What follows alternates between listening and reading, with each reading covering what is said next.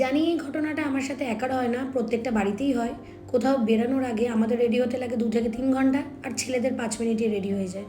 তাই কোথাও যাওয়ার আগে আমি আগে রেডি হই, তারপর অম্লান রেডি হয়। আর এই যে কানের দুলটা দেখালাম কেন সেটা তোমাদের বলি, এটা মাটির তৈরি, হ্যান্ডমেড, খুব সুন্দর। এটা একটা দিদি আমাকে গিফট করেছিল, থ্যাংক ইউ সো মাচ। আর সোজা তারপরে চলে গেছিলাম স্বপ্নবার বাড়িতে, কারণ ও আমার হয়ে বিপত্তারিণী পুজো দিয়েছিল, তাই প্রসাদ আনতে। অ্যান্ড দেন বিকালবেলা কালকে চলে গেছিলাম এই যে আমাদের ছোট্ট আরবের বার্থডে পার্টিতে। ও যে কতটা খুশি তোমরা ওর ফেস দেখে বুঝতে পারবে।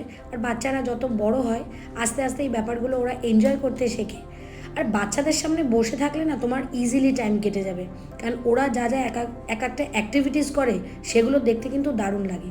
তারপর বেশি রাত না করে আমরা চলে গেছিলাম সোজা ডিনারে।